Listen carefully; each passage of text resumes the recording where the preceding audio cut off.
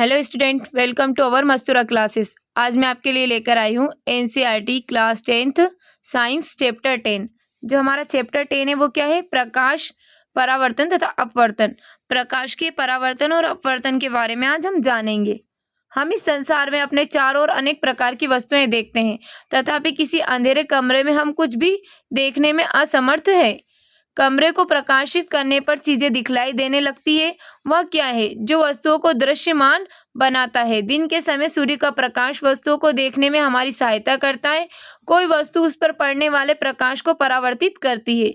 यह परावर्तित प्रकाश जब हमारी आंखों द्वारा ग्रहण किया जाता है तो हमें वस्तुओं को देखने योग्य बनाता है। हम किसी पारदर्शी माध्यम के आर पार देख सकते हैं, क्योंकि प्रकाश इसमें से पार हो जाता है।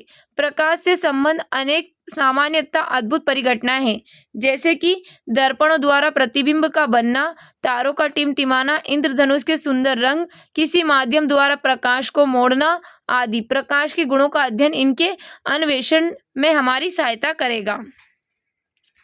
अपने चारों ओर कुछ सामान्य प्रकाशिक परिघटनाओं को देखकर हम यह निष्कर्ष निकाल सकते हैं कि प्रकाश सरल रेखाओं में गमन करता है। यह तथ्य है कि एक छोटा प्रकाश स्रोत किसी अपारदर्शी वस्तु की तीक्ष्ण छाया बनाता है। प्रकाश के एक सरल रेखी पथ की ओर इंगित करता है, जिसे प्रिया प्रकाश की किरण कहते हैं। यदि प्रकाश के पथ में रखी अपारदर्शी वस्तु अत्यंत छोटी हो तो प्रकाश सरल रेखा में चलने की बजाय इसके किनारों पर मुड़ने की प्रवृत्ति दर्शाता है। इस प्रभाव को प्रकाश का विवर्तन कहते हैं। तब वह प्रकाशिकी जिसमें सरल रेखी व्यवहार के आधार पर किरणों का उपयोग करते हैं असफल होने लगती है। विवर्तन जैसी परिघटनाओं की व्याख्या करने के लिए प्रकाश को तरंग के रूप में माना जाता है, जिसका विस्तृत अध्ययन आप उच्च कक्षाओं में करेंगे। पुनः 20वीं शताब्दी के प्रारंभ में यह स्पष्ट हो गया है कि प्रकाश की द्रव्य के साथ अन्योन्य क्रिया के विवेचन में प्रकाश का तरंग सिद्धांत अपर्याप्त है तथा प्रकाश का क्रियाकरणों के प्रवाह की भांति व्यवहार करता है। प्रकाश की सही प्रकृति के बारे में यह उलझन कुछ वर्षों तक चलती रही, जब तक कि प्रकाश का आधुनिक क्वांटम सिद्धांत उभरकर सामने नहीं आया, जिसमें प्रकाश को ना तो तरंग माना गया है और न ही कण। इस नए सिद्धांत ने प्रकाश के कण संबंधित गुणों तथा तरंग प्रकृति के बीच सामंजस्य स्थापित कर दिया है। इस अध्याय में हम प्रकाश के परावर्तन तथा अपवर्तन की परिघटनाओं का प्रकाश के सरल रेखी गमन का उपयोग करके अध्ययन करेंगे। ये मूल धारणाएं प्रकृति में घटने वाली कुछ प्रकाशिक परिघटनाओं के अध्ययन में हमारी सहायता करेगी। इस अध्याय में हम गोली दर्पणों द्वारा प्रकाश के परावर्तन, प्रकाश के अपवर्तन एवं वास्तविक जीवन में उनके अनुप्रयोगों को समझने का प्रयत्न करेंगे। पहले देखते हैं हम सबसे पहले प्रकाश का परावर्तन। उच्च कोटि की पॉलिश किया हुआ पृष्ठ जैसे कि दर्पण अपने पर पड़ने वाले अधिकांश प्रकाश को परावर्तित कर देता है। आप प्रकाश के परावर्तन के नियमों से ही परिचित है। आइए इन नियमों को स्मरण करें। जैसे कि हम देखते हैं आपतन कोण परावर्तन कोण के बराबर होता है तथा आपतित किरण दर्पण के आपतन बिंदु पर अभिलंब तथा परावर्तित किरण सभी एक ही तल में होते हैं। परावर्तन की ये नियम गोली पृष्ठों सहित सभी प्रकार के परावर्तक पृष्ठों के लिए लागू होते हैं। आप समतल दर्पण द्वारा प्रतिबिंब के बनने से परिचित है। प्रतिबिंब की क्या विशेषता है? समतल दर्पण द्वारा बना प्रतिबिंब सदैव आभासी या सीधा होता है। आभासी भी होता है और कैसा होता है? सीधा भी होता है। प्रतिबिंब का साइज बिंब वस्तु के साइज के बराबर होता है। जो प्रतिबिंब है उसका साइज किसके बराबर होता है? जो वस्तु होती है उसके बराबर। प्रतिबिंब दर्पण के पीछे उतनी ही दूरी पर बनता है जितनी दूरी पर दर्पण के सामने बिंब रखा है। जैसे कि हम देखते हैं दर्पण के पीछे जो प्रतिबिंब बनता है वो कैसे बनता है? जितनी दूर वो वस्तु रखी होगी उतनी ही दूर वो प्रतिबिंब बनाएगी। इसके अतिरिक्त प्रतिबिंब पार्श्व परिवर्तित होता है। यदि परावर्तक पृष्ठ वक्रित हो तो प्रतिबिंब कैसे बनेगा? आइए देखते हैं। क्रियाकलाप 10.1 एक बड़ी चमकदार चम्मच लीजिए। इसके वक्रित पृष्ठ में अपना चेहरा देखने का प्रयत्न कीजिए। क्या आप प्रतिबिंब देख पाते हैं? यह छोटा है या बड़ा? चम्मच को धीरे धीरे अपने चेहरे से दूर ले जाइए। प्रतिबिंब को देखते रहिए यह कैसे परिवर्तित होता है। चम्मच को उल्टा कीजिए, पलटिए तथा दूसरे पृष्ठ से क्रियाकलाप को दोहराइए। अब प्रतिबिंब कैसा दिखलाई देता है? दोनों पृष्ठों पर प्रतिबिंब अभिलक्षणों की तुलना कीजिए। चमकदार चम्मच का वक्रित पृष्ठ एक वक्रित दर्पण की भांति माना जा सकता है। सबसे अधिक उपयोग में आने वाले सामान्यतः वक्रित दर्पण प्रारूप गोली दर्पण है। इस प्रकार के दर्पणों के परावर्तक पृष्ठ किसी गोले के पृष्ठ का एक भाग माना जा सकता है। ऐसे दर्पण जिनका परावर्तक पृष्ठ गोली है, गोली दर्पण कहलाते हैं। अब हम गोली दर्पणों के बारे में कुछ विस्तार से अध्ययन करेंगे। गोली दर्पण का परावर्तक पृष्ठ अंदर की ओर या बाहर की ओर वक्रित हो सकता है। गोली दर्पण जिसका परावर्तक पृष्ठ अंदर की ओर अर्थात गोले के केंद्र की ओर वक्रित है, वह अवतल दर्पण कहलाता है। वह गोली दर्पण जिसका परावर्तक पृष्ठ बाहर की ओर वक्रित है, वह उत्तल दर्पण कहलाता है। इन दर्पणों का आरेखी निरूपण चित्र 10.1 में किया गया है। इन चित्रों में नोट कीजिए कि दर्पणों का पृष्ठ भाग छायांकित है। अब आप समझ सकते हैं कि चम्मच का अंदर की ओर वक्रित पृष्ठ लगभग अवतल दर्पण जैसा है तथा चम्मच का बाहर की ओर उभरा पृष्ठ लगभग उत्तल दर्पण जैसा है। गोली दर्पणों के बारे में और अधिक ज्ञान प्राप्त करने से पहले आइए हम कुछ शब्दों अथवा पदों टर्म्स को जानें तथा उनका अर्थ समझें। ये शब्द गोली दर्पणों के बारे में चर्चा करते समय सामान्य प्रयोग में आते हैं। गोली दर्पण के परावर्तक पृष्ठ के केंद्र को दर्पण का ध्रुव कहते हैं। यह दर्पण के पृष्ठ पर स्थित होता है। ध्रुव को P अक्षर से निरूपित करते हैं। गोली दर्पण का परावर्तक पृष्ठ एक गोले के भाग है। इस गोले का केंद्र गोली दर्पण का वक्रता केंद्र कहलाता है। यह अक्षर C से निरूपित किया जाता है।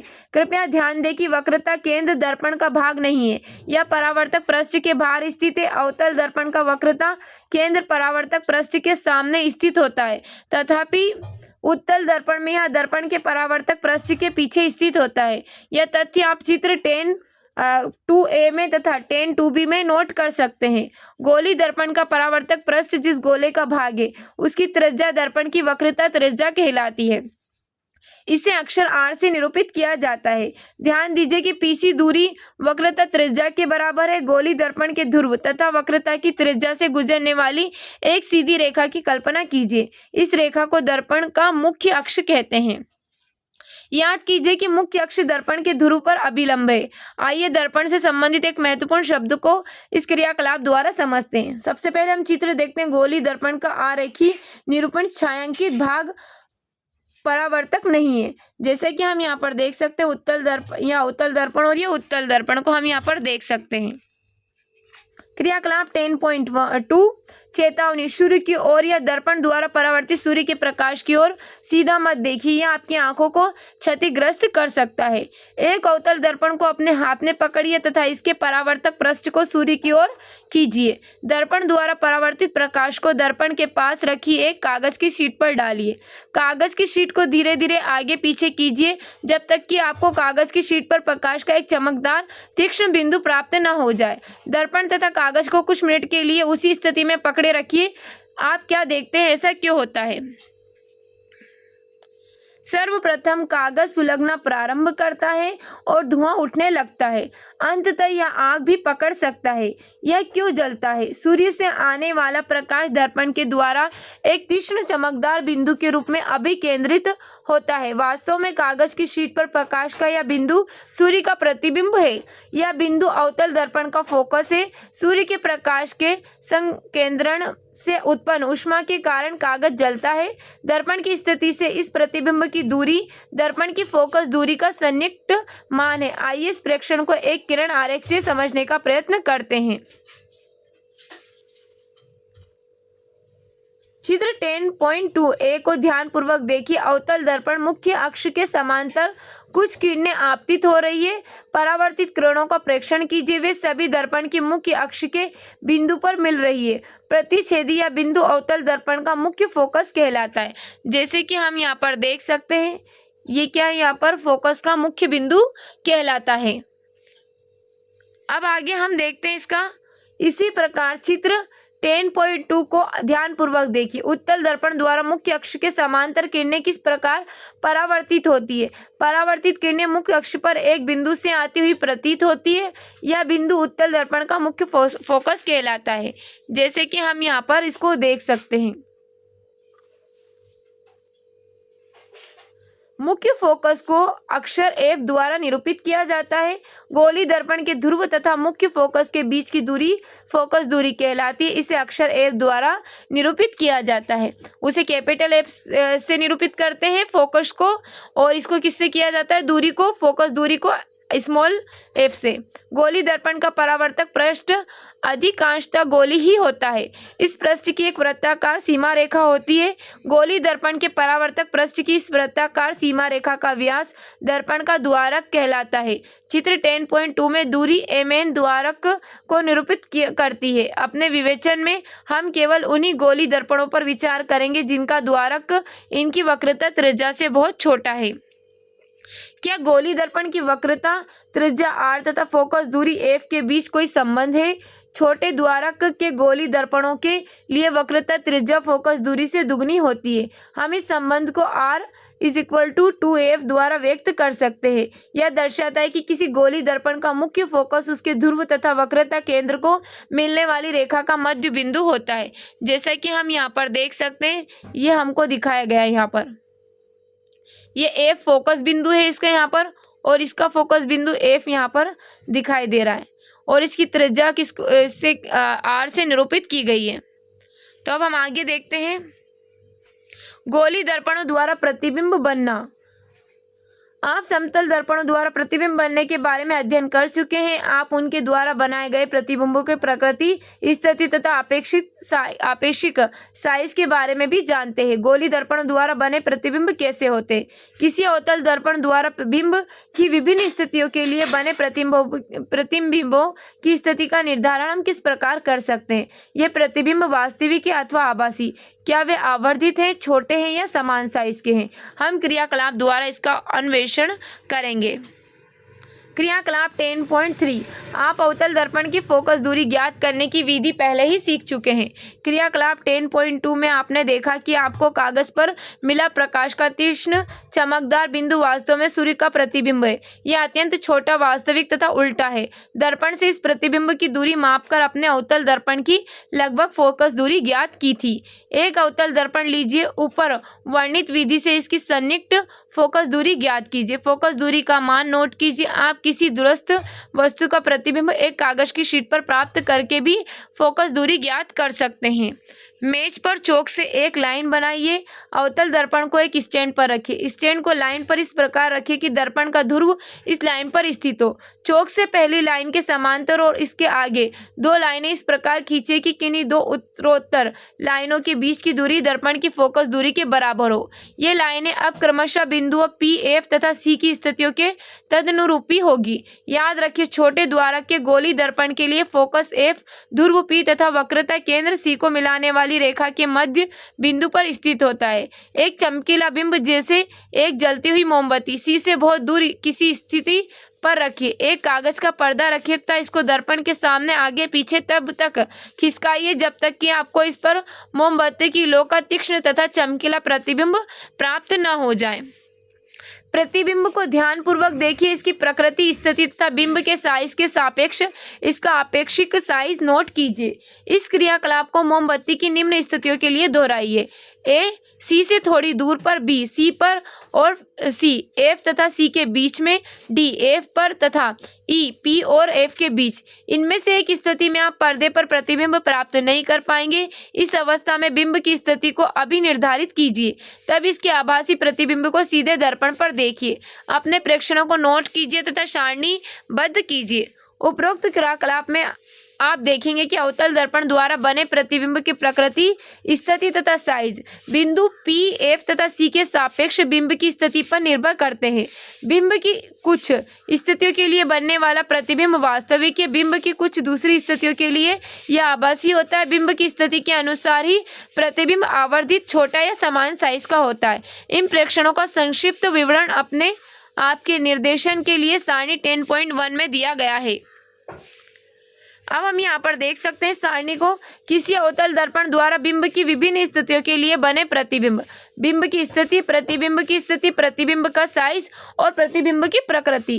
अनंत पर फोकस F पर अत्यधिक छोटा बिंदु साइज, वास्तविक एवं उल्टा। C से परे F तथा C के बीच में छोटा और वास्तविक तथा उल्टा। सी पर समान साइज का वास्तविक तथा उल्टा। सी तथा एफ के बीच में सी से परे विवर्धित बड़ा वास्तविक तथा उल्टा।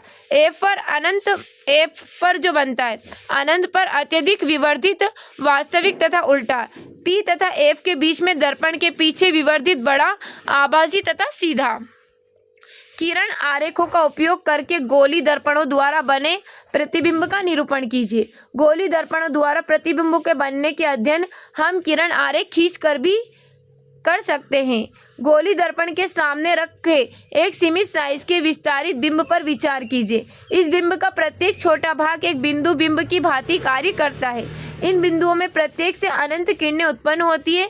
बिंब के प्रतिबिंब का स्थान निर्धारण करने के लिए किरण आरेख बनाते समय किसी बिंदु से निकलने वाली किरणों की विशाल संख्या में से सुविधा अनुसार कुछ को चुना जा सकता है। तथापि किरण आरेख की स्पष्टता के लिए दो किरणों पर विचार करना अधिक सुविधाजनक है।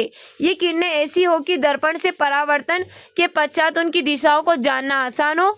कम से कम दो परावर्तित किरणों के प्रतिच्छेदन से किसी बिंदु बिंब के प्रतिबिंब की स्थिति ज्ञात की जा सकती है। प्रतिबिंब के स्थान निर्धारण के लिए निम्न में से किन्हीं भी दो किरणों पर विचार किया जा सकता है।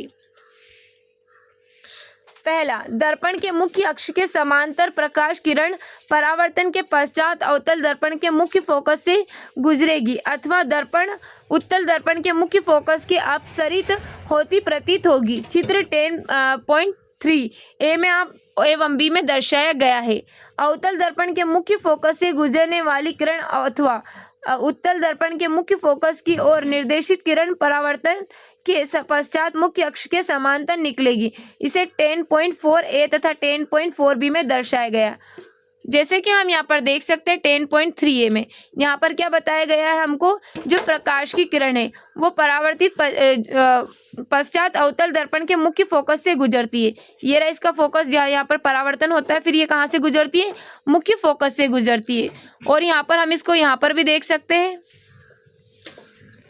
अवतल दर्पण के वक्रता केंद्र से गुजरने वाली किरण तथा अथवा उत्तल दर्पण के वक्रता केंद्र की ओर निर्देशित किरण परावर्तन के पश्चात उसी पथ के अनुदिश वापस परावर्तित हो जाती है। इसे चित्र 10.5 ए तथा 10.5 बी में दर्शाया गया है। प्रकाश की किरणें उसी पथ से इसलिए वापस आती है क्योंकि आपतित किरणें दर्पण के परावर्तक पृष्ठ पर अभिलंब के अनुदिश पड़ती है।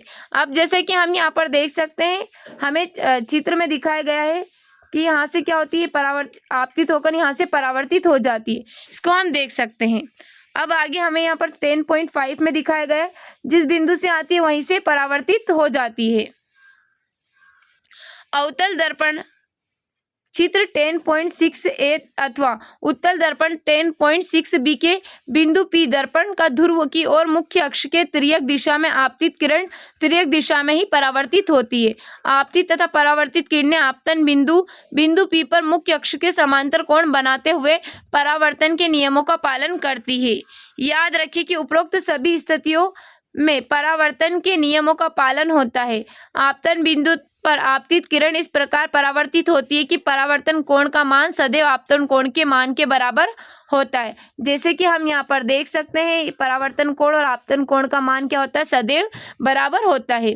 अवतल दर्पण द्वारा प्रतिबिंब बनना चित्र 10.7 ए से एफ में बिंब की विभिन्न स्थितियों के लिए अवतल दर्पण द्वारा प्रतिबिंब का बनना किरण आरेखों द्वारा दर्शाया गया है।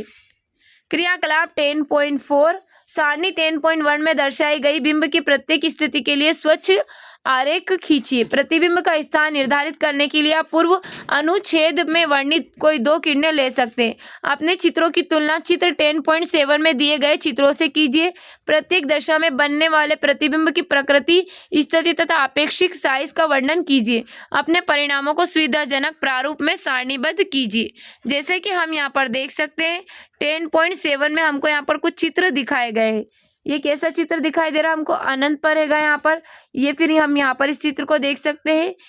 इन सभी चित्रों को आप देख करके यहाँ पर ये क्या अवतल दर्पण द्वारा प्रतिबिंब का बनना दर्शाने के लिए किरण आरेख यहाँ पर हमको बताया गया है। अवतल दर्पणों के उपयोग।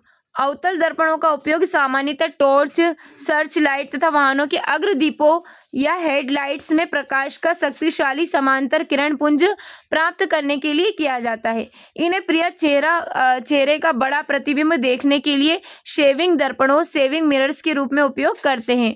दंत विशेषज्ञ अवतल दर्पणों का उपयोग मरीजों के दांतों का बड़ा प्रतिबिंब देखने के लिए करते हैं। सौर भट्टियों में सूर्य के प्रकाश को केंद्रित करने के लिए बड़े अवतल दर्पणों का उपयोग किया जाता है।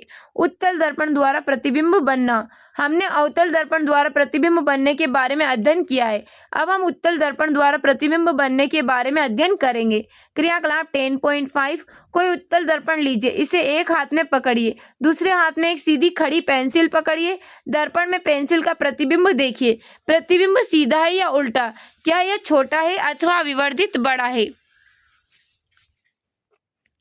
पेंसिल को धीरे धीरे दर्पण से दूर ले जाइए। क्या प्रतिबिंब छोटा होता जाता है या बड़ा हो जाता है? क्रियाकलाप को सावधानी पूर्वक दोहराइए। बताइए कि जब बिंब को दर्पण से दूर ले जाते हैं तो प्रतिबिंब फोकस के निकट आता है अथवा उससे और दूर चला जाता है। तो हम देखते हैं उत्तल दर्पण द्वारा बने प्रतिबिंब का अध्ययन करने के लिए हम बिंब की दो स्थितियों पर विचार करते हैं। पहली स्थिति में बिंब अनंत दूरी पर है तथा दूसरी स्थिति में बिंब दर्पण के एक निश्चित दूरी पर है। बिंब की इन दो स्थितियों के लिए उत्तल दर्पण द्वारा बनाए गए प्रतिबिंबों के किरण आरेखों को क्रमशः चित्र 10.8 ए तथा 10.8 बी में दर्शाया गया है। परिणामों का संक्षिप्त विवरण सारणी 10.2 में दिया गया है। जैसे कि हम यहाँ पर देख सकते हैं उत्तल दर्पण द्वारा प्रतिबिंब का बनना। ये क्या उत्तल दर्पण है? यहाँ से देखो प्रकाश की किरण आती है, फिर यहाँ से क्या होती है? परावर्तित हो जाती है। तो यहाँ पर हम इसको देख सकते हैं उत्तल दर्पण द्वारा बने प्रकाश के प्रतिबिंब को। अब हम यहाँ पर देखते हैं उत्तल दर्पण द्वारा बने प्रतिबिंब की प्रकृति, स्थिति तथा अपेक्षित साइज। बिंब की स्थिति, प्रतिबिंब की स्थिति, प्रतिबिंब का साइज, प्रतिबिंब की प्रकृति। अनंत पर क्या होता है? फोकस एफ पर दर्पण के पीछे अत्यधिक छोटा बिंदु साइज का और आभासी तथा सीधा। अनंत तथा दर्पण के ध्रुव पी के बीच, पी तथा एफ के बीच दर्पण के पीछे छोटा और आभासी तथा सीधा होता है। जैसा कि हम यहाँ पर देख सकते हैं किसके बीच में है? पी और एफ के बीच में। तो यहाँ पर हम इसको देख सकते हैं पी और एफ के बीच में बनने वाला है यहाँ पर। अब हम आगे देखते हैं। अभी तक आपने समतल दर्पण, अवतल दर्पण तथा उत्तल दर्पण द्वारा प्रतिबिंब बनने के बारे में अध्ययन किया है। इनमें से कौन सा दर्पण किसी बड़े बिंब का पूरा प्रतिबिंब बनाएगा? आइए इस क्रियाकलाप को एक अन्वेषण करें। क्रियाकलाप 10.6 समतल दर्पण किसी दूरस्थ बिंब जैसे कोई दूरस्थ पेड़ का प्रतिबिंब देखिए। क्या आप पूर्ण लंबाई फुल लेंथ का प्रतिबिंब देख पाते हैं? विभिन्न साइज के समतल दर्पण लेकर प्रयोग दोहराइए। क्या आप दर्पण में बिंब का संपूर्ण प्रतिबिंब देख पाते हैं? इस क्रियाकलाप को अवतल दर्पण लेकर दोहराइए। क्या यह दर्पण बिंब की पूरी लंबाई का प्रतिबिंब बना पाता है? अब एक उत्तल दर्पण लेकर इस प्रयोग को दोहराइए। क्या आपको सफलता मिलती है? अपने प्रेक्षणों की कारण सहित व्याख्या कीजिए। आप एक छोटे उत्तल दर्पण में किसी ऊंचे भवन, पेड़ का पूर्ण लंबाई का प्रतिबिंब देख सकते हैं। आगरा किले की एक दीवार में ऐसा ही एक दर्पण ताजमहल की ओर लगा हुआ है। यदि आप कभी आगरा किला देखने जाएं तो दीवार में लगे इस दर्पण में ताजमहल के पूरे प्रतिबिंब को देखने का प्रयास करें। मकबरे को स्पष्ट देखने के लिए आपको दीवार से सटी छत पर उचित स्थान पर खड़ा होना होगा। उत्तल दर्पणों के उपयोग। उत्तल दर्पणों का उपयोग सामान्यतः वाहनों के पक्ष दृश्य विंग दर्पणों के रूप में किया जाता है। यह दर्पण वाहन के पार्श्व साइड में लगे होते तथा इनमें ड्राइवर अपने पीछे के वाहनों को देख सकते हैं जिससे कि वे सुरक्षित रूप से वाहन चला सके। उत्तल दर्पणों को इसलिए भी प्राथमिकता देते हैं क्योंकि ये सदैव सीधा प्रतिबिंब बनाते हैं। यद्यपि वह छोटा होता है, इनका दृष्टि क्षेत्र भी बहुत अधिक है क्योंकि ये बाहर की ओर वक्रित होते हैं। अतः समतल दर्पण की तुलना में उत्तल दर्पण ड्राइवर को अपने पीछे के बहुत बड़े क्षेत्र को देखने में समर्थ बनाते हैं। अब हमें कुछ क्वेश्चन दिए गए, इनके आंसर आप कमेंट बॉक्स में कमेंट करना। आगे हम देखते हैं गोली दर्पणों द्वारा परावर्तन के लिए चिन्ह परिपाटी। गोली दर्पणों द्वारा प्रकाश के परावर्तन पर विचार करते समय एक निश्चित चिन्ह परिपाटी का पालन करेंगे, जैसे नई कार्ती चिन्ह परिपाटी कहते हैं। इस परिपाटी के दर्पण ध्रुव P को मूल बिंदु मानते हैं। चित्र 10.9 में दर्पण के मुख्य अक्ष को निर्देशांक पद्धति एक्स अक्ष x डैश लिया जाता है। यह परिपाटी निम्न प्रकार से है। पहला, बिंब सदैव दर्पण के बाईं ओर रखा जाता है। इसका अर्थ है कि दर्पण पर बिंब से प्रकाश बाईं ओर से आपतित होता है। दूसरा, मुख्य अक्ष के समांतर सभी दूरियां दर्पण के ध्रुव से मापी जाती है। तीसरा, मूल बिंदु के दाईं ओर प्लस एक्स अक्ष के अनुदिश मापी गई सभी दूरियां धनात्मक मानी जाती है, जबकि मूल बिंदु के बाईं ओर माइनस एक्स अक्ष के अनुदिश मापी गई दूरियां ऋणात्मक मानी जाती है। मुख्य अक्ष के लंबवत तथा ऊपर की ओर प्लस वाई अक्ष के अनुदिश मापी जाने वाली दूरियां धनात्मक मानी जाती है। पांचवा, मुख्य अक्ष के लंबवत तथा नीचे की ओर माइनस वाई अक्ष के अनुदिश मापी जाने वाली दूरियां ऋणात्मक मानी जाती है। ऊपर वर्णित नई कार्तीय चिन्ह परिपाटी आपके संदर्भ के लिए चित्र 10.9 में दर्शाई गई है। यह चिन्ह परिपाटी दर्पण का सूत्र प्राप्त करने के तथा संबंधित आंकिक प्रश्नों को हल करने के लिए प्रयुक्त की गई है। गोली दर्पणों के लिए नई कार्तीय चिन्ह परिपाटी को हम यहाँ पर देख सकते हैं। तो हमें क्या दिखाई दे रहा है, यहाँ पर ये ध्रुव दिखाई दे रहा है हमको, मुख्य ध्रुव P, दाईं ओर की दूरी क्या है प्लस, बाईं ओर की दूरी माइनस, ऊपर की ओर की दूरी प्लस और ऊंचाई नीचे की ओर क्या है माइनस। ये हमें यहाँ पर दर्पण दिखाई दे रहा है, आपतित प्रकाश की दिशा, और ये बिंब क्या है बाईं ओर। तो हम इसको यहाँ पर देख करके समझ सकते हैं।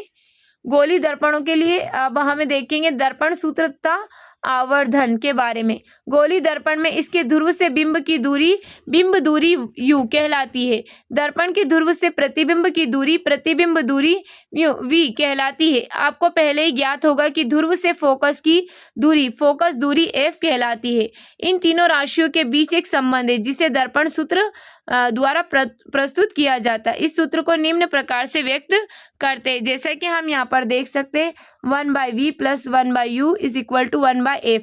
यह संबंध सभी प्रकार के गोली दर्पणों के लिए तथा बिंब की सभी स्थितियों के लिए मान्य है। प्रश्नों को हल करते समय जब आप दर्पण सूत्र में u, v, f तथा r के मान प्रतिस्थापित करें तो आपको नई कार्तीय चिन्ह परिपाटी का प्रयोग करना चाहिए। आवर्धन गोली दर्पण द्वारा उत्पन्न आवर्धन व आपेक्षिक विस्तार है, जिसमें ज्ञात होता है कि कोई प्रतिबिंब बिंब की अपेक्षा कितना गुना आवर्धित है। इसे प्रतिबिंब की ऊंचाई तथा बिंब की ऊंचाई के अनुपात रूप में व्यक्त किया जाता है। यदि h बिंब की ऊंचाई हो तथा h प्रतिबिंब की ऊंचाई हो तो गोली दर्पण द्वारा उत्पन्न आवर्धन m प्राप्त होगा।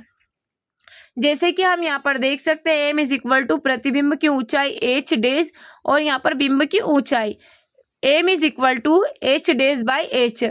आवर्धन m बिंब दूरी u तथा प्रतिबिंब दूरी v से भी संबंधित है, इसे व्यक्त किया जाता है। आवर्धन m is equal to h dash by h, या फिर हम इसको ऐसे लिख सकते हैं is equal to minus v by u। ध्यान दीजिए कि बिंब की ऊंचाई धनात्मक ली जाती है क्योंकि बिंब प्रिया मुख्य अक्ष के ऊपर रखा जाता है।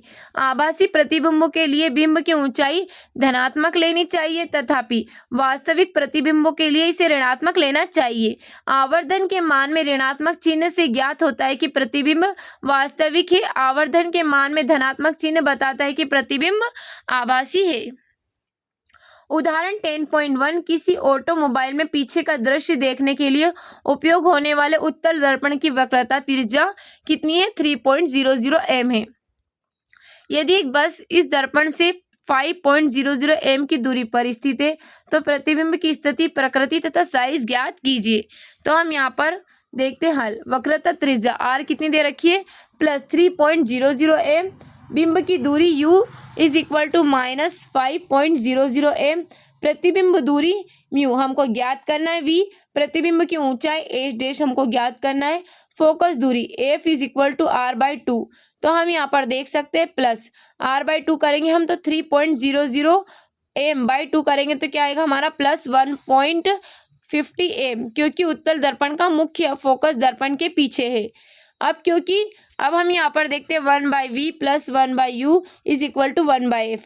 तो हम यहाँ पर इसका मान रखेंगे तो क्या हो जाएगा 1/v is equal to 1/f minus 1/u। तो यहाँ पर क्या है 1/f क्या है हमारा 1/1.50 माइनस ये क्या 1/-5.00। तो ये क्या हो जाएगा हमारा, इसको अगर हम इसके चिन्ह बदल दे तो 1 बाय 1.50 प्लस 1/5 माइनस 5.00। तो इसका क्या होगा, यहाँ पर v क्या आ जाएगा, प्लस 1.15 एम। प्रतिबिंब दर्पण के पीछे 1.15 एम की दूरी पर है। आवर्धन m h dash by h, तो इसको क्या लिख सकते हैं हम, माइनस v बाई यू। तो हम यहाँ पर लिख देंगे 1.15 एम बाय माइनस 5.00 एम। तो क्या आ जाएगा ये हमारा जो आवर्धन m 0.23। प्रतिबिंब आभासी सीधा तथा साइज में बिंब से छोटा 0.23 गुना है। उदाहरण 10.2, कोई 4.0 सेंटीमीटर साइज का बिंब किसी 15.0 cm फोकस दूरी के अवतल दर्पण से 25.0 सेंटीमीटर की दूरी पर रखा है। दर्पण से कितनी दूरी पर किसी पर्दे को रखा जाए कि स्पष्ट प्रतिबिंब प्राप्त हो। प्रतिबिंब की प्रकृति तथा साइज ज्ञात कीजिए। हल, बिंब की साइज h हमको दिया गया है कितना, 4.0 सेंटीमीटर। बिंब की दूरी u माइनस 25.0 सेंटीमीटर। फोकस की दूरी f माइनस 15.0 सेंटीमीटर। प्रतिबिंब की दूरी हमको v ज्ञात करना है। प्रतिबिंब का साइज h डैश हमको ज्ञात करना है। तो हम यहाँ पर इसका फॉर्मूला लगा देंगे दर्पण वाला। तो यहाँ पर हम इसकी जब इसकी मान रखेंगे तो क्या आएगा हमारा, जो v माइनस 37.5 सेंटीमीटर। पर्दे को दर्पण के सामने 37.5 सेंटीमीटर की दूरी पर रखना चाहिए ताकि प्रतिबिंब वास्तविक है। इसी प्रकार आवर्धन m को हम क्या करेंगे, इसका फॉर्मूला में रखेंगे। तो इसकी वैल्यू क्या आएगी हमारे यहाँ पर, h डैश की प्रतिबिंब की ऊंचाई कितनी आ जाएगी हमारी, 6.0 सेंटीमीटर। प्रतिबिंब उल्टा तथा आवर्धित है। अब हमें यहाँ कुछ क्वेश्चन दिए गए, इनके आंसर आप कमेंट बॉक्स में कमेंट करना। आगे चलते हैं हम, प्रकाश का अपवर्तन। किसी पारदर्शी माध्यम में प्रकाश सरल रेखा में गमन करता प्रतीत होता है। जब प्रकाश एक पारदर्शी माध्यम से दूसरे में प्रवेश करता है तो क्या होता है, क्या अब भी सरल रेखा एक से में चलता है या अपनी दिशा बदलता है। हम अपने दिन प्रतिदिन के कुछ अनुभवों को दोहराएंगे। आपने देखा होगा कि पानी से भरे किसी टैंक अथवा ताल या पोखर की तली उठी हुई प्रतीत होती है। इसी प्रकार जब कोई मोटा कांच का स्लेब सिल्ली किसी मुद्रित सामग्री पर रखा जाता है तो कांच की स्लेब के ऊपर से देखने पर अक्षर उठे हुए प्रतीत होते हैं। ऐसा क्यों होता है। क्या आपने किसी कांच के बर्तन में रखे पानी में किसी पेंसिल को आंशिक रूप से डूबे देखा है, या वायु तथा पानी के अंतर पृष्ठ पर अर्थात पानी की ऊपरी सतह पर टेढ़ी प्रतीत होती है। आपने देखा होगा कि पानी से भरे किसी कांच के बर्तन में रखे नींबू पार्श्व साइड से देखने पर अपने वास्तविक साइज से बड़े प्रतीत होते हैं। इन अनुभवों की व्याख्या आप किस प्रकार करेंगे। आइए पानी में आंशिक रूप से डूबी पेंसिल के मुड़े होने की घटना पर विचार करें। पेंसिल के पानी में डूबे भाग से आप के पास पहुंचने वाला प्रकाश पेंसिल के पानी से बाहर के भाग की तुलना में भिन्न दिशा से आता हुआ प्रतीत होता है। इसी कारण पेंसिल मुड़ी हुई प्रतीत होती है। इन्हीं कारणों से जब अक्षरों के ऊपर कांच का स्लेब रख देते हैं तो वे उठे हुए प्रतीत होते हैं। यदि पानी के स्थान पर हम कोई अन्य द्रव जैसे कि केरोसिन या तारपीन का तेल प्रयोग करें, क्या तब भी पेंसिल उतनी ही मुड़ी हुई दिखाई देगी। यदि हम कांच के स्लेब को पारदर्शी प्लास्टिक के स्लेब से प्रतिस्थापित कर दें, क्या तब भी अक्षर उसी ऊंचाई तक उठे प्रतीत होंगे। आप देखेंगे कि अलग अलग माध्यमों के युग्मों के लिए इन प्रभाव का विस्तार अलग अलग है। ये प्रेक्षण सूचित करते हैं कि प्रकाश सभी माध्यमों में एक ही दिशा में गमन नहीं करता। ऐसा प्रतीत होता है कि जब प्रकाश एक माध्यम से दूसरे माध्यम में तिरछा होकर जाता है तो दूसरे माध्यम में इसके संचरण की दिशा परिवर्तित हो जाती है। इस परिघटना को विस्तार से कुछ क्रियाकलाप करके समझते हैं। क्रियाकलाप 10.7, पानी से भरे एक बाल्टी की तली में एक सिक्का रखिए। अपनी आंख को पानी के ऊपर किसी पार्श्व साइड में रखकर सिक्के को एक बार में उठाने का प्रयत्न कीजिए। क्या आप सिक्का उठाने में सफल हो पाते हैं। इस क्रियाकलाप को दोहराइए। आप इसे एक बार में करने में क्यों सफल नहीं हो पाए थे। अपने मित्रों से इसे करने के लिए कहिए। उनके साथ अपने अनुभव की तुलना कीजिए। क्रियाकलाप 10.8, किसी मेज पर एक बड़ा उथला कटोरा रखा रखकर उसकी तली में एक सिक्का रखिए।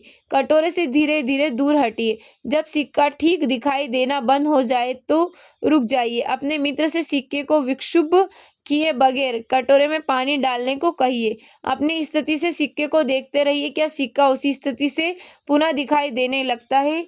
यह कैसे संभव हो पाता है? कटोरे में पानी डालने पर सिक्का फिर से दिखलाई देने लगता है। प्रकाश के अपवर्तन के कारण सिक्का अपनी वास्तविक स्थिति से थोड़ा ऊपर उठा हुआ प्रतीत होता है। क्रियाकलाप 10.9 मेज पर रखे एक सफेद कागज की शीट पर एक मोटी सीधी रेखा खींचिए। इस रेखा के ऊपर एक कांच का स्लैब तथा इस प्रकार रखिए कि इसकी एक ओर इस रेखा से कोई कोण बनाए। स्लैब के नीचे आए रेखा के भाग को पार्श्व साइड से देखिए। क्या आप देखते हैं कि क्या कांच के स्लैब के नीचे की रेखा कोरोड एड्स के पास मुड़ी हुई प्रतीत होती है? आप कांच के स्लैब को इस प्रकार रखिए कि यह रेखा अभिलंबित हो। अब आप क्या देखते हैं? क्या कांच के स्लैब के नीचे रेखा का भाग मुड़ा हुआ प्रतीत होता है? रेखा को कांच के स्लैब के ऊपर से देखिए। क्या स्लैब के नीचे रेखा का भाग उठा हुआ प्रतीत होता है? ऐसा क्यों होता है? कांच के आयताकार स्लैब से अपवर्तन। कांच के स्लैब से प्रकाश के अपवर्तन की परिघटना को समझने के लिए आइए क्रियाकलाप करते हैं। क्रियाकलाप 10.10 एक ड्राइंग बोर्ड पर सफ़ेद कागज की एक शीट ड्राइंग पिनों की सहायता से लगाइए। शीट के ऊपर बीच में कांच का एक आयताकार स्लैब रखिए।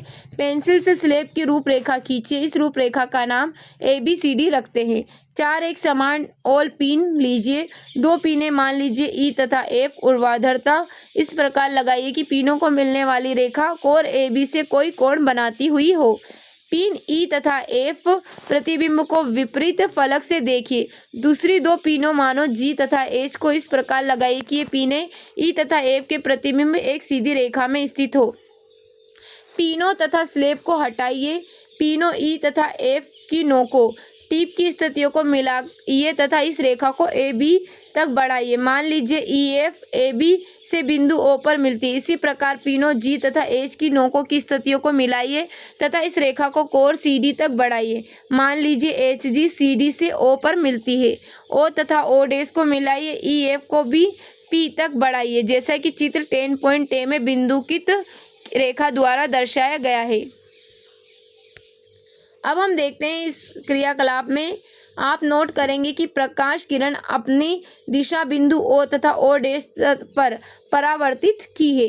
नोट कीजिए कि दोनों बिंदु O तथा O' दोनों पारदर्शी माध्यमों को पृथक करने वाले पृष्ठों पर स्थित है। AB के बिंदु O पर एक अभिलंब N खींचिए तथा दूसरे अभिलंब M CD के बिंदु O' पर खींचिए। बिंदु O पर प्रकाश किरण विरल माध्यम से सघन माध्यम में अर्थात वायु से कांच में प्रवेश कर रही है। नोट कीजिए कि प्रकाश किरण अभिलंब की ओर झुक जाती है। O' पर प्रकाश की किरण कांच से वायु की अर्थात सघन माध्यम से विरल माध्यम में प्रवेश किया है। प्रकाश किरण अभिलंब से दूर मुड़ जाती है। दोनों अपवर्तक सतहों AB तथा CD पर आपतन कोण तथा अपवर्तन कोण के मानों की तुलना कीजिए। चित्र 10.10 में सतह AB एक किरण EP की तिरछी आपतित है जिसे आपतित किरण कहते हैं। O' अपवर्तित किरण है तथा O' निर्गत किरण है। आप देख सकते हैं कि निर्गत किरण आपतित किरण की दिशा के समांतर है। ऐसा क्यों होता है? आयताकार कांच के स्लैब के विपरीत फलकों AB वायु कांच अंतरापृष्ठ तथा CD कांच वायु अंतरापृष्ठ पर प्रकाश किरण मुड़ने का परिमाण समान तथा विपरीत है। इसी कारण से निर्गत किरण आपतित किरण के समांतर निकलती है तथापि प्रकाश किरण में थोड़ा सा पार्श्विक विस्थापन होता है। यदि प्रकाश किरण 2 माध्यमों के अंतरापृष्ठ पर अभिलंबित आपतित हो तब क्या होगा? स्वयं करके ज्ञात कीजिए। अब आप प्रकाश के अपवर्तन से परिचित हैं। अपवर्तन प्रकाश के एक पारदर्शी माध्यम से दूसरे में प्रवेश करने पर प्रकाश की चाल में परिवर्तन के कारण होता है। प्रयोग दर्शाते हैं कि प्रकाश का अपवर्तन निश्चित नियमों के आधार पर होता है। परावर्तन के नियम निम्नलिखित है। जैसे कि पहले हम यहाँ पर चित्र देख सकते हैं। आयताकार कांच की स्लैब से प्रकाश का परावर्तन हमको दिखाई दे रहा है। यहाँ पर हम इसको देख सकते हैं। पहला हम देखते हैं परावर्तन के नियम में आपतित किरण अपवर्तित किरण तथा दोनों माध्यमों के पृथक करने वाले पृष्ठ के आपतन बिंदु पर अभिलंब सभी एक ही तल में होते हैं। दूसरा, प्रकाश के किसी निश्चित रंग तथा निश्चित माध्यमों के युग्म के लिए आपतन कोण की ज्या साइन तथा अपवर्तन कोण की ज्या साइन का अनुपात स्थिर होता है। इस नियम को स्नेल का अपवर्तन का नियम भी कहते हैं। यह कोण 0 डिग्री ग्रेटर देन आई और ग्रेटर देन 90 डिग्री के लिए सत्य है। यदि आई आपतन कोण को तथा आर आपतन कोण हो तब क्या होगा, साइन आई तथा बाय साइन आर और इसका स्थिरांक। इस स्थिरांक के मान को दूसरे माध्यम का पहले माध्यम के सापेक्ष अपवर्तनांक रिफ्रैक्टिव इंडेक्स कहते हैं। आइए अपवर्तनांक के बारे में कुछ विस्तार से अध्ययन करते हैं। अपवर्तनांक आप पहले ही अध्ययन कर चुके हैं कि जब प्रकाश की किरण तिरछी गमन करती हुई एक पारदर्शी माध्यम से दूसरे में प्रवेश करती है तो यह दूसरे माध्यम में अपनी दिशा परिवर्तित कर लेती है। किन्हीं दिए हुए माध्यम के युग्म के लिए होने वाले दिशा परिवर्तन के विस्तार को अपवर्तनांक के रूप में भी व्यक्त किया जा सकता है, जो समीकरण 10.4 में दाएं पक्ष में प्रकट होने वाला स्थिरांक है। अपवर्तनांकों को एक महत्वपूर्ण भौतिक राशि विभिन्न माध्यमों में प्रकाश के संचरण की आपेक्षिक चाल से संबंध किया जा सकता है। यह देखा गया है कि विभिन्न माध्यमों में प्रकाश अलग अलग चालों से संचरित होता है। निर्वात में प्रकाश 3 × 10 की पावर 8 m/s की चाल से चलता है, जो कि प्रकाश किसी भी माध्यम में हो सकने वाली द्रुततम चाल है। वायु में प्रकाश की चाल निर्वात की अपेक्षा थोड़ी कम होती है। कांच या पानी में यथेष्ट रूप से घट जाती है। दो माध्यमों के युग्मों के लिए अपवर्तनांक का मान दोनों माध्यमों में प्रकाश की चाल पर निर्भर है, जैसा कि नीचे दिखाया गया है। यह दिया गया है। चित्र 10.11 में दर्शाए अनुसार एक प्रकाश की किरण पर विचार करें जो माध्यम 1 से माध्यम 2 में प्रवेश कर रही है। मान लीजिए कि प्रकाश की चाल माध्यम 1 में क्या है, v1 तथा माध्यम 2 में v2 है। माध्यम 2 का माध्यम 1 के सापेक्ष अपवर्तनांक माध्यम 1 में प्रकाश की चाल तथा माध्यम 2 में प्रकाश की चाल के अनुपात द्वारा व्यक्त करते हैं। इसे प्रक्रिया संकेत n/1 से निरूपित करते हैं। इसे समीकरण के रूप में निम्न प्रकार से व्यक्त करते हैं। n/1 क्या हो गया, हमारा माध्यम 1 में प्रकाश की चाल माध्यम 2 में प्रकाश की चाल v1/v2। इसी तर्क से माध्यम 1 का माध्यम 2 के सापेक्ष अपवर्तनांक n12 से निरूपित करते हैं। इसे व्यक्त किया जाता है n12 माध्यम 2 में प्रकाश की चाल माध्यम 1 में प्रकाश की चाल v2/v1। यदि माध्यम 1 में निर्वात या वायु है तब माध्यम 2 का अपवर्तनांक निर्वात के सापेक्ष माना जाता है। यह माध्यम का निरपेक्ष अपवर्तनांक कहलाता है। यह केवल n2 से निरूपित किया जाता है। यदि वायु में प्रकाश की चाल c है तथा माध्यम में प्रकाश की चाल v है तब माध्यम का अपवर्तनांक nm होगा। nm = वायु में प्रकाश की चाल माध्यम में प्रकाश की चाल c/v हो जाएगा। अब हम यहाँ पर इसको चित्र में देख सकते हैं। माध्यम 1 और माध्यम 2 ये वायु और यहाँ पर कांच है। इसको हम देख सकते हैं। माध्यम का निरपेक्ष अपवर्तनांक केवल अपवर्तनांक कहलाता है। सारणी 10.3 में अनेक माध्यमों के अपवर्तनांक दिए गए हैं। सारणी से आपको ज्ञात होगा कि जल का अपवर्तनांक Nw = 1.33 है। इसका अर्थ है कि वायु में प्रकाश का वेग तथा जल में प्रकाश का वेग का अनुपात 1.33 है। इसी प्रकार क्राउन कांच का अपवर्तनांक Ng = 1.52 होता है। इसे आंकड़े अनेक स्थानों पर उपयोगी है, तथापि आपको इन आंकड़ों का कंठस्थ करने की आवश्यकता नहीं है। सारणी 10.3 कुछ द्रव्यात्मक माध्यमों के निरपेक्ष अपवर्तनांकों को हम यहाँ पर देख सकते हैं। द्रव्यात्मक माध्यम, अपवर्तनांक, द्रव्यात्मक माध्यम और उसका अपवर्तनांक। पहले वायु, इसका क्या है 1.003, बर्फ 1.31, जल 1.33, अल्कोहल 1.36, केरोसिन 1.44, संगलित क्वार्ट्ज 1.46, तारपीन का तेल 1.47, बेंजीन 1.50, क्राउन कांच यानी 1.52, कनाडा बाल्सम 1.53, खनिज नमक 1.54, कार्बन डाइसल्फाइड 1.63, सघन फिलंट कांच 1.65, रूबी माणिक्य 1.71, नीलम 1.77, हीरा 2.42। सारणी 10.3 से नोट कीजिए कि आवश्यक नहीं है कि प्रकाशिक सघन माध्यम का द्रव्यमान घनत्व भी अधिक हो। उदाहरण के लिए केरोसिन, जिसका अपवर्तनांक जल से अधिक है, जल की अपेक्षा प्रकाशिक सघन है, यद्यपि इसका द्रव्यमान घनत्व जल से कम है। किसी माध्यम की प्रकाश को अपवर्तित करने की क्षमता को इसके प्रकाशिक घनत्व के द्वारा भी व्यक्त किया जा सकता है। प्रकाशिक घनत्व का एक निश्चित समप्रकाशार्थ के नोटेशंस होता है। यह द्रव्यमान घनत्व के समान नहीं है। इस अध्याय में हम विरल माध्यम तथा सघन माध्यम शब्दों का प्रयोग कर रहे हैं। वास्तव में इनका अर्थ क्रमशः प्रकाशिक विरल माध्यम तथा प्रकाशिक सघन माध्यम है। हम कब कह सकते हैं कि कोई माध्यम दूसरे माध्यम की अपेक्षा प्रकाशिक सघन है? दो माध्यमों की तुलना करते समय अधिक अपवर्तनांक वाला माध्यम दूसरे की अपेक्षा प्रकाशिक सघन है। दूसरा कम अपवर्तनांक वाला माध्यम प्रकाशिक विरल माध्यम है। विरल माध्यम में प्रकाश की चाल सघन माध्यम की अपेक्षा अधिक होती है, अतः विरल माध्यम में से सघन माध्यम में गमन करने वाली प्रकाश की किरण धीमी हो जाती है तथा अभिलंब की ओर झुक जाती है। जब यह सघन माध्यम से विरल माध्यम में गमन करती है तो इसकी चाल बढ़ जाती है तथा यह अभिलंब से दूर हट जाती है। अब हमें कुछ क्वेश्चन दिए गए, इनके आंसर आप कमेंट बॉक्स में कमेंट करना। आगे देखते हैं हम गोली लेंसों द्वारा अपवर्तन कि गोली लेंसों द्वारा अपवर्तन कैसे होता है। आपने किसी घड़ी सांच को बहुत छोटे पुर्जों को देखने के लिए छोटे आवर्धक लेंस का उपयोग करते देखा होगा। क्या कभी आपने आवर्धक लेंस के पृष्ठ को अपने हाथों से छूकर देखा है? क्या इसका पृष्ठ समतल या वक्रित है? क्या यह बीच से मोटा होता है किनारों से? चश्मों में हम लेंसों का ही उपयोग करते हैं। घड़ी सांच के आवर्धक में भी लेंस लगा होता है। लेंस क्या है? यह प्रकाश किरणों को किस प्रकार मोड़ता है? इस अनुच्छेद में हम इसी विषय में अध्ययन करेंगे।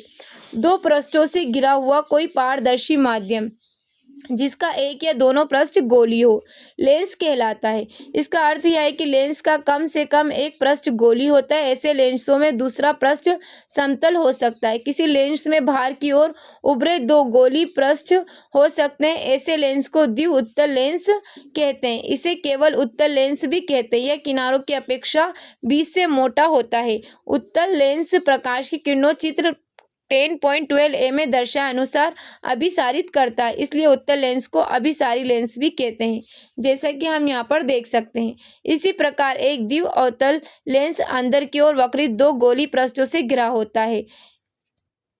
यह बीच की अपेक्षा किनारों से मोटा होता है। ऐसे लेंस प्रकाश किरण को 10.12b में दर्शाए अनुसार अपसारित करते हैं। ऐसे लेंस को अपसारी लेंस कहते हैं, जैसे कि हम यहाँ पर देख सकते हैं। द्विअवतल लेंस प्रिया अवतल लेंस भी कहलाते हैं। तो उत्तल लेंस की अभिसारी क्रिया, अवतल लेंस की अपसारी क्रिया हम देख सकते हैं। किसी लेंस में चाहे वह उत्तल हो या अवतल दो गोली पृष्ठ होते हैं। इनमें से प्रत्येक पृष्ठ एक गोले का भाग होता है। इन गोलों के केंद्र लेंस के वक्रता केंद्र कहलाते हैं। लेंस का वक्रता केंद्र प्रिया अक्षर C द्वारा निरूपित किया जाता है। क्योंकि लेंस के दो वक्रता केंद्र है, इसलिए इन्हें C1 तथा C2 द्वारा निरूपित किया जाता है। किसी लेंस के दोनों वक्रता केंद्रों से गुजरने वाली एक काल्पनिक सीधी रेखा लेंस की मुख्य अक्ष कहलाती है। लेंस का केंद्रीय बिंदु इसका प्रकाशिक केंद्र कहलाता है। इसे प्रिया अक्षर O से निरूपित करते हैं। लेंस के प्रकाशिक केंद्र से गुजरने वाली प्रकाश किरण बिना किसी विचलन के निर्गत होती है। गोली लेंस के वृत्ताकार रूपरेखा का प्रभावी व्यास इसका द्वारक कहलाता है। इस अध्याय में अपने विवेचन में हम केवल उन्हीं लेंसों तक सीमित रहेंगे जिनका द्वारक इनकी वक्रता त्रिज्या से बहुत छोटा है और दोनों वक्रता केंद्र प्रकाशिक केंद्र से समान दूरी पर है। ऐसे लेंस छोटे द्वारक के पतले लेंस कहलाते हैं। जब किसी लेंस पर समांतर किरणें आपतित होती है तो क्या होता है, इसे समझने के लिए आइए क्रियाकलाप करते हैं। क्रियाकलाप 10.11 चेतावनी। इस क्रियाकलाप को करते समय अथवा अन्यथा भी सूर्य की ओर सीधे या लेंस से ना देखें। यदि आप ऐसा करेंगे तो आपकी आंखों को क्षति हो सकती है। एक उत्तल लेंस को अपने हाथ में पकड़िए, इसे सूर्य की ओर निर्दिष्ट कीजिए। सूर्य के प्रकाश को एक कागज की शीट पर फोकसित कीजिए। सूर्य का एक तीक्ष्ण चमकदार प्रतिबिंब प्राप्त कीजिए। कागज तथा लेंस को कुछ समय के लिए उसी स्थिति में पकड़े रखिए। कागज को देखते रहिए क्या होता है, ऐसा क्यों होता है। क्रियाकलाप 10.2 के अनुभव को स्मरण कीजिए। कागज सुलगने लगता है और धुआं उत्पन्न होता है। कुछ समय पश्चात यह आग भी पकड़ सकता है। ऐसा क्यों होता है? सूर्य से आने वाली प्रकाश की किरणें समांतर होती है। लेंस द्वारा यह किरणें एक तीक्ष्ण चमकदार बिंदु के रूप में कागज पर अभिकेंद्रित कर दी जाती है। वास्तव में कागज की शीट पर यह चमकदार बिंदु सूर्य का प्रतिबिंब है। एक बिंदु पर सूर्य के प्रकाश का संकेंद्रण ऊष्मा उत्पन्न करता है। इसके कारण कागज जलने लगता है। अब हम एक लेंस के मुख्य अक्ष के समांतर प्रकाश किरणों पर विचार करते हैं। जब आप प्रकाश की ऐसी किरणों को किसी लेंस से गुजारते हैं तो क्या होता है? एक उत्तल लेंस के लिए इसे चित्र 10.12a तथा उत्तल लेंस के लिए 10.12b में दर्शाया गया है। चित्र 10.12a को ध्यानपूर्वक देखिए। उत्तल लेंस पर मुख्य अक्ष के समांतर प्रकाश की बहुत सी किरणें आपतित हैं। ये किरणें लेंस से अपवर्तन के पश्चात मुख्य अक्ष पर एक बिंदु पर अभिसरित हो जाती है। मुख्य अक्ष पर यह बिंदु लेंस का मुख्य फोकस कहलाता है। आइए अब एक अवतल लेंस का व्यवहार देखें। चित्र 10.12b को ध्यानपूर्वक देखिए। अवतल लेंस पर मुख्य अक्ष के समांतर प्रकाश की अनेक किरणें आपतित हो रही हैं। ये किरणें लेंस से अपवर्तन के पश्चात मुख्य अक्ष के बिंदु से अपसरित होती प्रतीत होती है। मुख्य अक्ष पर यह बिंदु अवतल लेंस का मुख्य फोकस कहलाता है। यदि आप किसी लेंस के विपरीत पृष्ठ से समांतर किरणों को गुजरने दें तो आपको पहले से विपरीत दिशा में दूसरा मुख्य फोकस प्राप्त होगा। मुख्य फोकस को निरूपित करने के लिए प्रायः अक्षर F का प्रयोग होता है। तथापि किसी लेंस में दो मुख्य फोकस होते हैं। इन्हें F1 तथा F2 द्वारा निरूपित किया जाता है। किसी लेंस के मुख्य फोकस की प्रकाशिक केंद्र से दूरी फोकस दूरी कहलाती है। फोकस दूरी को अक्षर F द्वारा निरूपित किया जाता है। आप किसी उत्तल लेंस की फोकस दूरी किस प्रकार ज्ञात कर सकते हैं? क्रियाकलाप 10.11 को स्मरण कीजिए। इस क्रियाकलाप में लेंस की स्थिति तथा सूर्य के प्रतिबिंब की स्थिति के बीच की दूरी लेंस की सन्निकट लगभग फोकस दूरी बताती है। अब हम देखते हैं लेंसों द्वारा प्रतिबिंब बनना। लेंस प्रतिबिंब कैसे बनाते? लेंस प्रकाश के अपवर्तन द्वारा प्रतिबिंब बनाते हैं। उन प्रतिबिंबों की प्रकृति क्या है? आइए पहले उत्तल लेंस के लिए इसका एक अध्ययन करके देखते हैं। क्रियाकलाप 10.12 एक उत्तल लेंस लीजिए। क्रियाकलाप 10.11 में वर्णित विधि द्वारा इसकी सन्निकट फोकस दूरी ज्ञात कीजिए। एक लंबी मेज पर चौक का प्रयोग करके 5 समांतर सीधी रेखाएं इस प्रकार खींचिए कि किन्हीं दो उत्तरोत्तर रेखाओं के बीच की दूरी लेंस की फोकस दूरी के बराबर हो। लेंस को एक स्टैंड पर लगाइए। इसे मध्य रेखा में इस प्रकार रखिए कि लेंस का प्रकाशिक केंद्र इस पर स्थित हो। लेंस के दोनों ओर देखिए। दो रेखाएं क्रमशः लेंस F तथा 2F के तदनुरूपी होगी। इन्हें उचित अक्षरों द्वारा अंकित कीजिए, जैसे कि क्रमशः 2F1 F1 और F2 तथा 2F2 में दर्शाया गया है। एक जलती हुई मोमबत्ती को बाईं ओर 2F1 से काफी दूर रखिए। लेंस के विपरीत दिशा में रखे एक पर्दे पर इसका स्पष्ट एवं तीक्ष्ण प्रतिबिंब बनाइए। प्रतिबिंब की प्रकृति, स्थिति तथा अपेक्षित साइज नोट कीजिए। इस क्रियाकलाप में बिंब को 2F1 से थोड़ा दूर F1 तथा 2F1 के बीच F1 पर तथा F1 और O के बीच रखकर दोहराइए। अपने प्रेक्षणों को नोट कीजिए तथा सारणीबद्ध कीजिए। बिंब की विभिन्न स्थितियों के लिए उत्तल लेंस द्वारा बनाए गए प्रतिबिंब की प्रकृति, स्थिति तथा अपेक्षित साइज संक्षिप्त विवरण सारणी 10.4 में दिया गया है। हम देख सकते हैं सारणी 10.4 बिंब की विभिन्न स्थितियों के लिए उत्तल लेंस द्वारा बने प्रतिबिंब की प्रकृति, स्थिति तथा अपेक्षित साइज। बिंब की स्थिति अनंत पर बिंब की स्थिति प्रतिबिंब का अपेक्षित साइज, प्रतिबिंब की प्रकृति। तो अनंत पर कैसा होता है? फोकस F2 पर अत्यधिक छोटा और बिंदु आकार का, वास्तविक तथा उल्टा। 2F1 से परे F2 तथा 2F2 के बीच छोटा और वास्तविक तथा उल्टा। 2F1 पर 2F2 पर समान साइज का, वास्तविक तथा उल्टा। F1 तथा 2F1 के बीच 2F से परे बड़ा, विवर्धित, उल्टा, वास्तविक और उल्टा। फोकस F1 पर अनंत पर असीमित रूप से बड़ा अथवा अत्यधिक विवर्धित बड़ा, और यहाँ पर क्या होता है? वास्तविक तथा उल्टा। फोकस F1 पर जिस ओर बिंदु है बड़ा, आवर्धित, आभासी तथा सीधा। प्रकाशिक केंद्र O के बीच लेंस की ओर से। अब हम देखते हैं, आइए अब हम किसी अवतल लेंस द्वारा बने प्रतिबिंब की प्रकृति, स्थिति तथा अपेक्षित साइज का एक क्रियाकलाप द्वारा अध्ययन करेंगे। क्रियाकलाप 10.13 एक अवतल लेंस लीजिए। इसे एक लेंस स्टैंड पर रखिए। लेंस के एक ओर जलती हुई मोमबत्ती को रखिए। लेंस के दूसरी ओर प्रतिबिंब का प्रेक्षण कीजिए। प्रतिबिंब को यदि संभव हो तो पर्दे पर प्राप्त करने का प्रयत्न कीजिए। यदि ऐसा संभव ना हो तो प्रतिबिंब को लेंस में सीधे ही देखिए।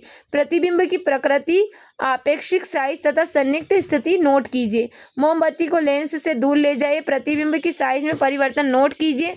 जब मोमबत्ती को लेंस से बहुत दूर रखा जाता है तो प्रतिबिंब के साइज पर क्या प्रभाव पड़ता है। उपरोक्त क्रियाकलाप का संक्षिप्त विवरण सारणी 10.5 में दिया गया है। सारणी 10.5 बिंब की विभिन्न स्थितियों के लिए अवतल लेंस द्वारा बने प्रतिबिंब की प्रकृति, स्थिति तथा अपेक्षिक साइज। बिंब की स्थिति, प्रतिबिंब की स्थिति, प्रतिबिंब का अपेक्षिक साइज और प्रतिबिंब की प्रकृति।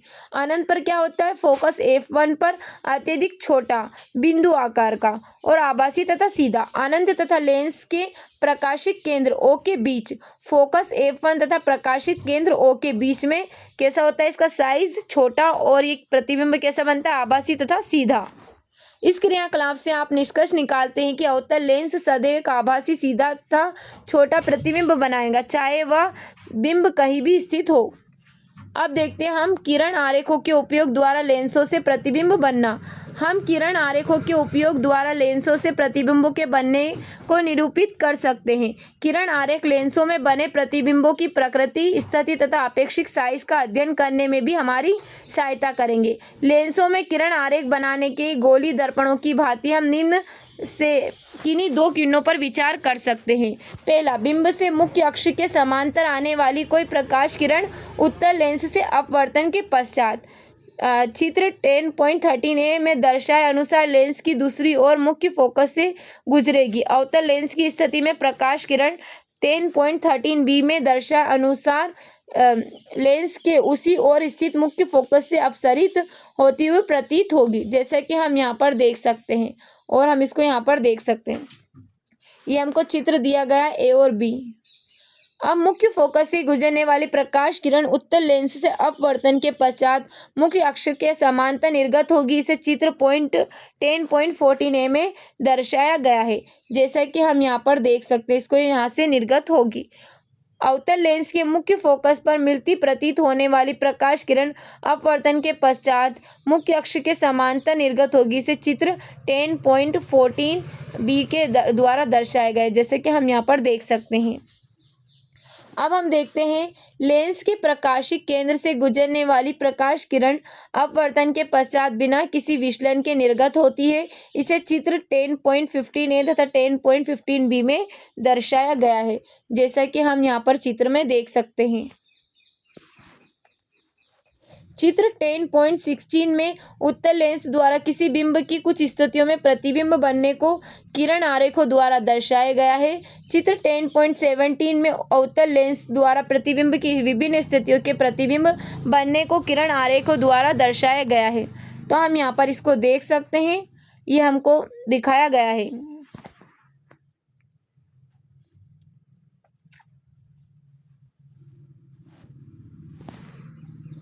उत्तल लेंस में द्वारा बिंब की विभिन्न स्थितियों के लिए प्रतिबिंब की स्थिति, साइज एवं उनकी प्रकृति के बारे में यहाँ पर बताया गया है। अब हम देख सकते हैं अवतल लेंस द्वारा बने प्रतिबिंब की प्रकृति, साइज तथा उनकी स्थिति को यहाँ पर बताया गया है। तो हम इन चित्रों को देख सकते हैं।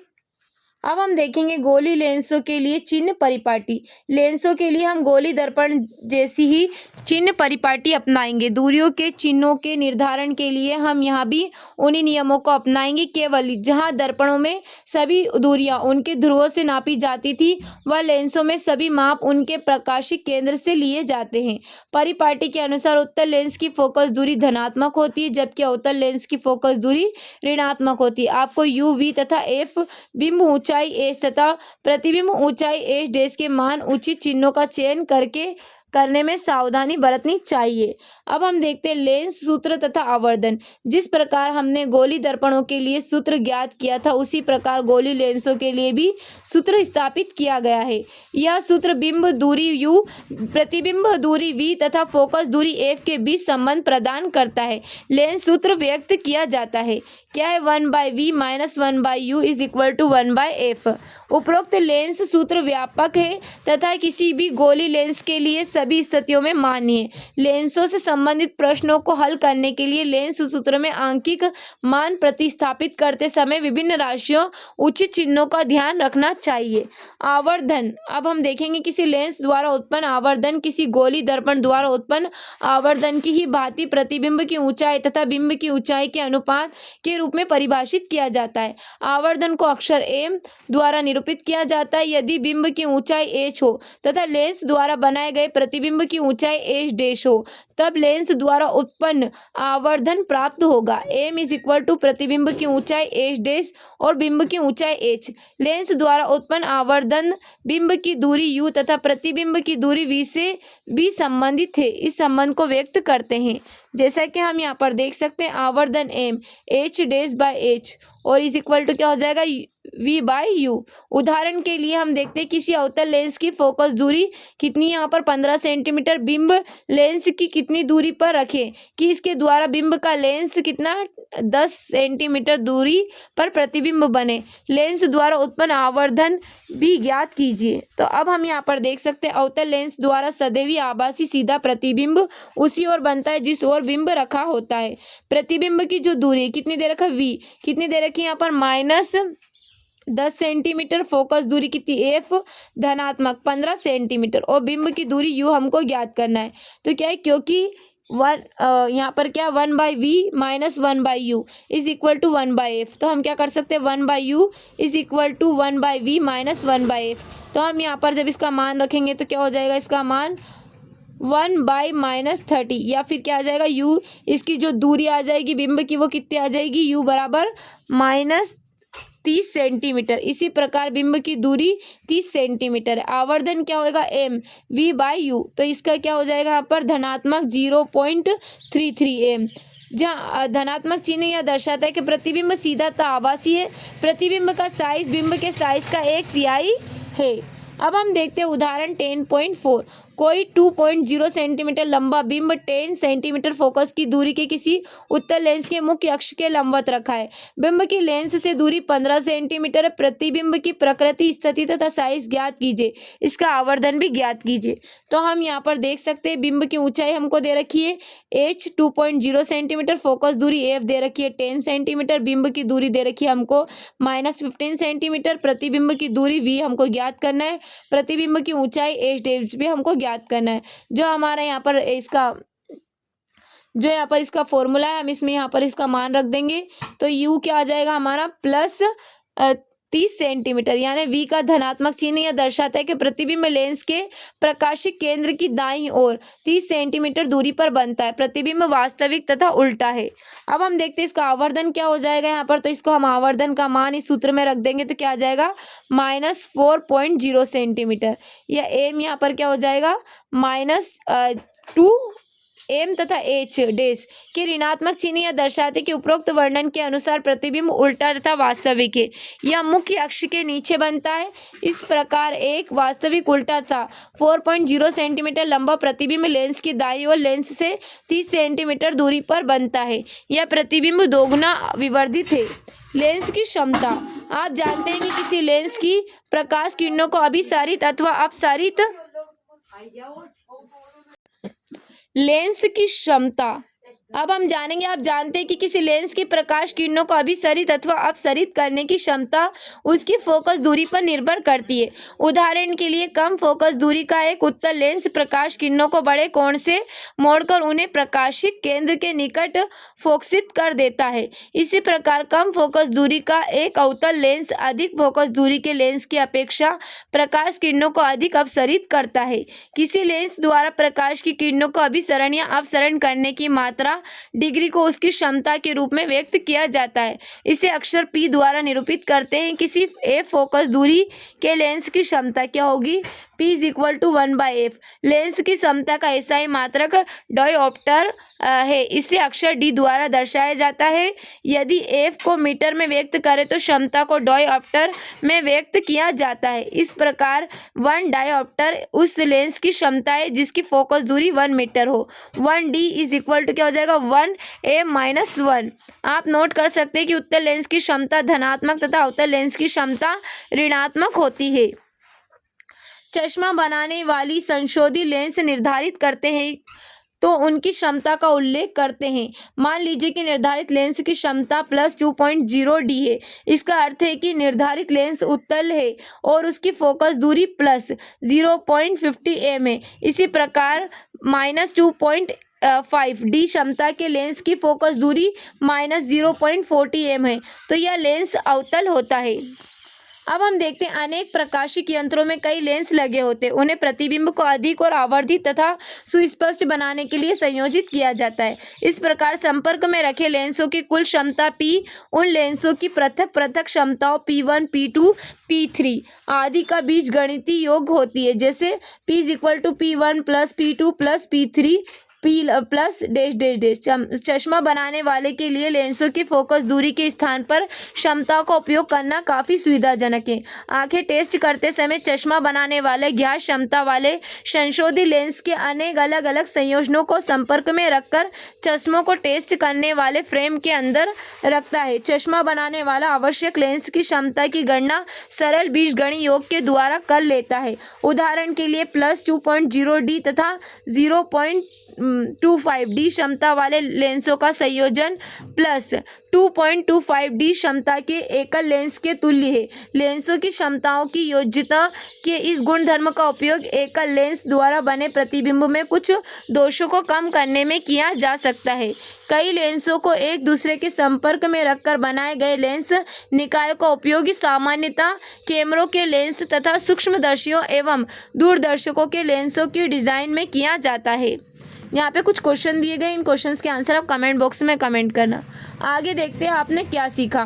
प्रकाश सरल रेखा में गमन करता प्रतीत होता है। दर्पण तथा लेंस वस्तुओं के प्रतिबिंब बनाते हैं। बिंब की स्थिति के अनुसार प्रतिबिंब वास्तविक अथवा आभासी हो सकते हैं। सभी प्रकार के परावर्तित पृष्ठ परावर्तन के नियमों का पालन करते हैं। अपवर्तित पृष्ठ अपवर्तन के नियमों का पालन करते हैं। गोली दर्पणों तथा लेंसों के लिए नई कार्तीय चिन्ह परिपाटी अपनाई जाती है। दर्पण सूत्र क्या है 1/v + 1/u is equal to 1/f। बिंब की दूरी u, प्रतिबिंब की दूरी v तथा गोली दर्पण की फोकस दूरी f में संबंध दर्शाता है। किसी गोली दर्पण की फोकस दूरी उसकी वक्रता त्रिज्या की आधी होती है और किसी गोली दर्पण द्वारा उत्पन्न आवर्धन प्रतिबिंब की ऊंचाई तथा बिंब की ऊंचाई का अनुपात होता है। सघन माध्यम से विरल माध्यम में तिरछी गमन करने वाली कोई प्रकाश किरण अभिलंब से परे झुक जाती है। विरल माध्यम से सघन माध्यम में तिरछी गमन करने वाली प्रकाश किरण अभिलंब की ओर झुक जाती है। निर्वात में प्रकाश 3 × 10⁸ m(s−1) की अत्यधिक चाल से गमन करता है। विभिन्न माध्यमों में प्रकाश की चाल भिन्न भिन्न होती है। किसी पारदर्शी माध्यम का अपवर्तनांक प्रकाश की निर्वात में चाल तथा प्रकाश की माध्यम में चाल का अनुपात है। किसी आयताकार कांच की स्लेब के प्रकरण में अपवर्तन वायु कांच अंतरापृष्ठ एवं कांच वायु तथा अंतरापृष्ठ दोनों पर होता है। निर्गत किरण आपतित किरण की दिशा के समांतर होती है। लेंस सूत्र 1/v - 1/u is equal to 1/f। बिंब दूरी u, प्रतिबिंब दूरी v तथा गोली लेंस की फोकस दूरी f में संबंध दर्शाता है। किसी लेंस की क्षमता उसकी फोकस दूरी का व्युत्क्रम होती है। लेंस की क्षमता का एसआई मात्रक डायोप्टर है। अब हमें अभ्यास के लिए यहाँ कुछ क्वेश्चन दिए गए हैं। इन क्वेश्चंस के आंसर आप कमेंट बॉक्स में कमेंट करना। उम्मीद है जो हमारा आज का चैप्टर आपको अच्छा लगा। अगर हमारा आज का चैप्टर आपको अच्छा लगा है तो इसी तरह की अपडेट के लिए हमारे चैनल को सब्सक्राइब करें और बेल आइकन को दबाना ना भूलें। Okay, thank you so much.